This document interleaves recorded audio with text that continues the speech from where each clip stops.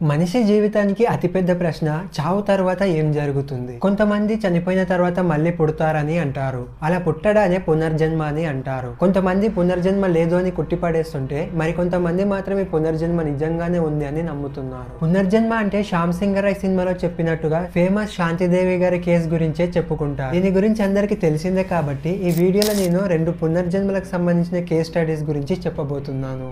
ఈ 2 స్టోరీస్ కూడా నిజంగానే జరిగాయి. ఏవి కూడా నేను కల్పితం చేసింది కాదు. 1983లో ఆగ్రాకి చెందిన ఒక బిజినెస్ మ్యాన్ అయిన సురేష్ వర్మ అర్ధరాత్రి తన బైక్ పైన ఇంటికి వస్తుంటాడు. తన బిల్డింగ్ దగ్గర బైక్ ఆపి లోపలికి వెళ్తున్న టైంలోనే 2 దుండగులు వచ్చి సురేష్ వర్మని కొడతారు. అతని తలపై గన్ను పాయింట్ బ్లాక్ లో పెట్టి తలపై కాలుస్తారు. అలా సురేష్ వర్మ చనిపోయిన తర్వాత అసలు ఆ సురేష్ వర్మని ఎవరు చంపారు అనేది వాళ్ళ ఫ్యామిలీకి కూడా తెలియదు. పోలీసులకు కూడా ఎలాంటి క్లూస్ దొరకకపోవడంతో ఆ కేస్ ని క్లోజ్ చేస్తారు. అలా కొన్ని రోజులకు ఆ విషయాన్ని అందరూ మర్చిపోతారు. ఇప్పటి వరకు బాగానే ఉంది. కానీ 5 సంవత్సరాల తర్వాత ఒక 4 ఏళ్ల అబ్బాయి సురేష్ వర్మ భార్య దగ్గరికి వచ్చి నేనే సురేష్ వర్మని అని చెప్తాడు. ఆ పిల్లాడు ఇంతటితో ఆగకుండా కోర్టులో తనని చంపిన వారిపైన కేసు గెలిచి వారిని జైలుకి కూడా పంపిస్తాడు. దీంతో అందరూ షాక్ అయిపోతారు. అసలు ఏంటి ట్విస్ట్? అసలు ఆ చిన్న పిల్లవాడు ఎవరు అంటే 1983 డిసెంబర్ 10లో యూపీలోని ఒక నిరుపేద కుటుంబంలో తరుణ్ సింగ్ అనే ఒక అబ్బాయి పుడతాడు. ఈ అబ్బాయిని అందరు ముద్దుగా టీటు అని పిలుచుకునేవారు. 6 మంది అన్నదమ్ములలో ఈ టీటుని చిన్న పిల్లవాడు కాబట్టి అందరూ ఇతన్ని ఎంతో ప్రేమగా చూసుకునేవారు. కానీ టీటుకు 2 సంవత్సరాల వయసు వచ్చాక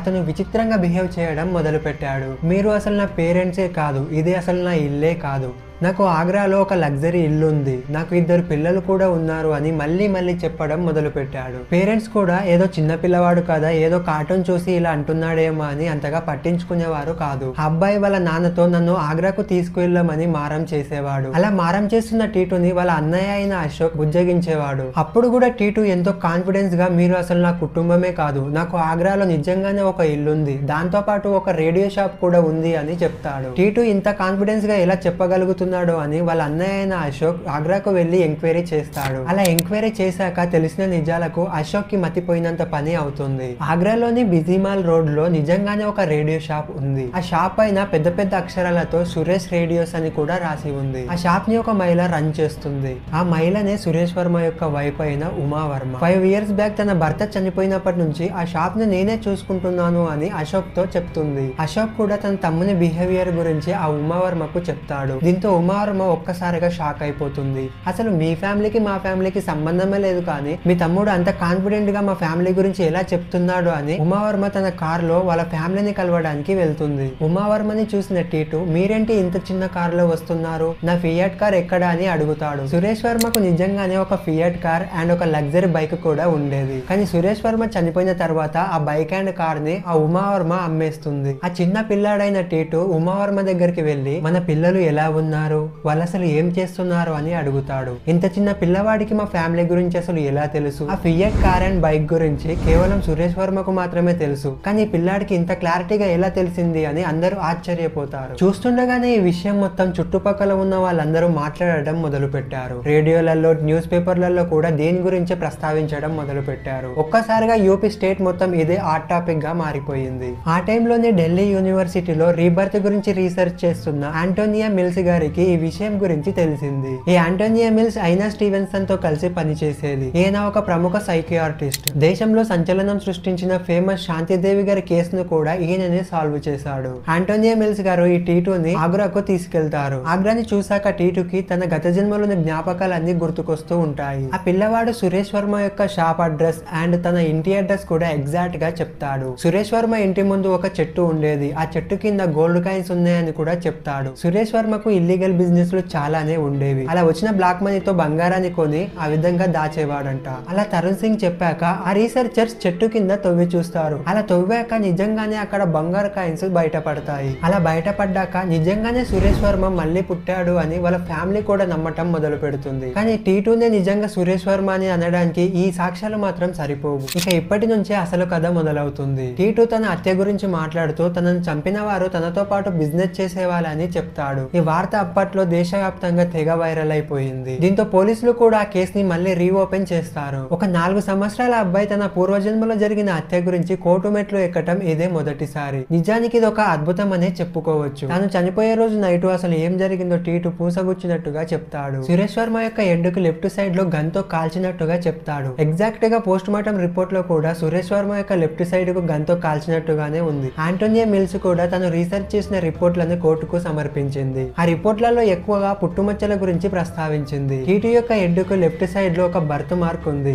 కరెక్ట్ గా అదే ప్లేస్ లో సురేష్ వర్మని కూడా కాల్చారు. టీటు తలపైన మరో 2 పుట్టుమచ్చలు కూడా ఉన్నాయి. సురేష్ వర్మకు కూడా అదే ప్లేస్ లో పుట్టుమచ్చలు ఉండేవని వాళ్ళ ఫ్యామిలీ కూడా కన్ఫర్మ్ చేసింది. సురేష్ వర్మని ఎక్కడైతే గన్తో కాల్చారో అదే ప్లేస్ లో టీటుకు కూడా బర్త్ మార్క్ ఉండడం ఏంటి? డాక్టర్ స్టీవెన్సన్ కూడా తను రీసెర్చ్ చేసిన ఎవిడెన్స్ ని కోర్టుకు సమర్పించాడు. ఆ సైంటిస్ట్ ప్రకారం మనకు పోయిన జన్మలో ఉండే గాయాలనే ఈ జన్మలో మనం పుట్టుమచ్చల రూపంలో తెచ్చుకుంటామని అంటాడు. మన హిందూ ధర్మంలో కూడా ఇదే ప్రస్తావించబడింది. పోయిన జన్మలో ఉండే కొన్ని ఇంపార్టెంట్ గుర్తులను గాయాలనే ఈ జన్మలో మనం పుట్టుమచ్చల రూపంలో తెచ్చుకుంటాము. ఇలా ఇవన్నీ ఆధారాలను పరిశీలించిన తర్వాత కోర్టు కూడా ఆ నిందితులకు శిక్ష విధిస్తుంది. యాక్చువల్ గా ఇలాంటి కేసులను అసలు కోర్టు పట్టించుకోదు. కానీ అన్ని రకాల ఎవిడెన్స్ లు అన్ని రకాల రిపోర్ట్లు పర్ఫెక్ట్ గా ఉండటంతో కోర్టు కూడా ఈ కేసుని రిజెక్ట్ చేయలేకపోయింది. పునర్జన్మ లేదు అని కొట్టిపడేసే వారికి ఈ ఒక్క కేసు చాలు పునర్జన్మ ఉంది అని రుజువు చేయడానికి. రెండవ సంఘటన అమెరికాలో జరిగింది. వాళ్ళు అసలు ఇలాంటి పునర్జన్మల కాన్సెప్ట్ నే నమ్మరు. ఎందుకంటే వాళ్ళు క్రిస్టియన్స్. క్రిస్టియానిటీలో అసలు పునర్జన్మ అనేదే ఉండదు. ఈ సంఘటన కూడా అసలు పునర్జన్మ లేదు అనే వారిని కూడా నమ్మేలా చేస్తుంది. దానికంటే ముందు ఈ వీడియోని మీరు ఇప్పటి వరకు చూసినందుకు thank you so much. Me support గా వీడియోకి ఒక లైక్ చేస్తారని కోరుకుంటున్నాను. అమెరికాలోని జేమ్స్ అనే 2 సంవత్సరాల పిల్లవాడు నిద్రలో గట్టిగా అరిసేవాడు. ఎందుకు అలా గట్టిగా అరుస్తున్నావని వాళ్ళ పేరెంట్స్ అడిగితే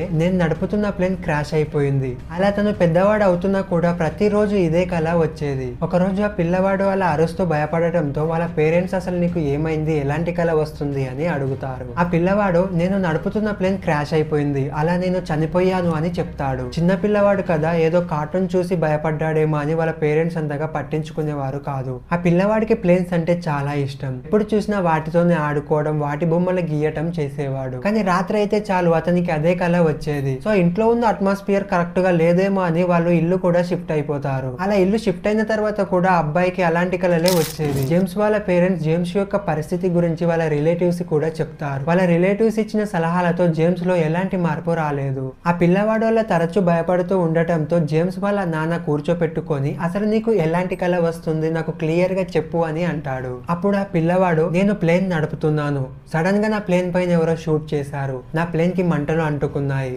అలా నేను చనిపోయాను అని చెప్తాడు. అప్పుడు వాళ్ళ నాన్న అవునా నీ ప్లేన్ ని షూట్ చేశారా, అసలు ఎవరు కాల్చారు అని అడుగుతాడు. అప్పుడు ఆ పిల్లవాడు నా ప్లేన్ ని జపాన్ వాళ్ళు షూట్ చేశారు అని అంటాడు. జపాన్ వాళ్ళే షూట్ చేశారు అని నువ్వు ఎలా చెప్పగలుగుతున్నావు అని అంటే మా శత్రువుల ప్లేన్స్ పైన పెద్ద రెడ్ సింబల్స్ ఉన్నాయి, అవి ఖచ్చితంగా జపాన్ వాళ్ళే అని అంటాడు. మళ్ళీ నెక్స్ట్ డే జేమ్స్ వాళ్ళ డాడీ అయిన బ్రూస్ ఈ రోజు మళ్ళీ నీకు ఏ కళ వచ్చింది అని అడుగుతాడు. అప్పుడు జేమ్స్ ఈ రోజు కూడా నాకు అదే కళ వచ్చింది అని అంటాడు. అప్పుడు వాళ్ళ డాడీ అవునా అసలు నువ్వు నడిపే ప్లేన్ ఎలా ఉంటుంది అని అడుగుతాడు. నేను నడిపింది క్రాస్ ఏరోప్లేన్, నాతో పాటు నా ఫ్రెండ్ అయిన జాక్ లార్సన్ కూడా ఉన్నాడు అని చెప్తాడు. ఈ ఏరోప్లేన్స్ ని వరల్డ్ వార్ టైంలో అమెరికా యుద్ధాల కోసం వాడింది. ఈ ప్లేన్ నటోమా అనే షిప్ పై నుండి టేక్ ఆఫ్ అయిందని కూడా క్లియర్ గా చెప్తాడు. దీంతో జేమ్స్ ఫాదర్ అయిన బ్రూస్ నిజంగా నా షిప్ ఉందా అని సెర్చ్ చేయడం మొదలు పెడతాడు. అలా వెతుకుతూ ఉన్న చాలా కాలం తర్వాత జేమ్స్ ఫాదర్ అయిన బ్రూస్ కి ఆ షిప్ నిజంగానే ఉందని తెలుస్తుంది.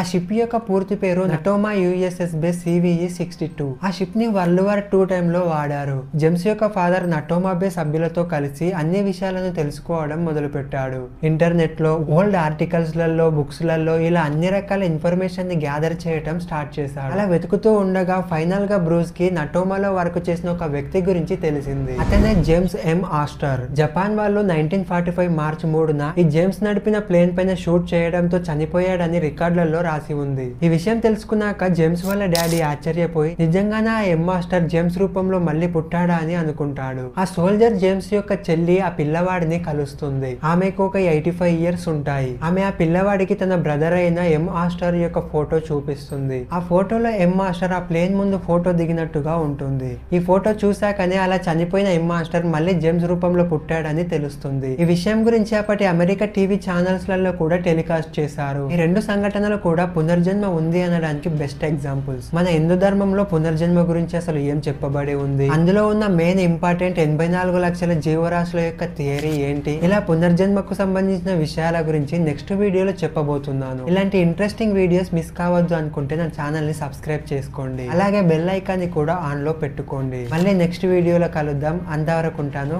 Bye bye.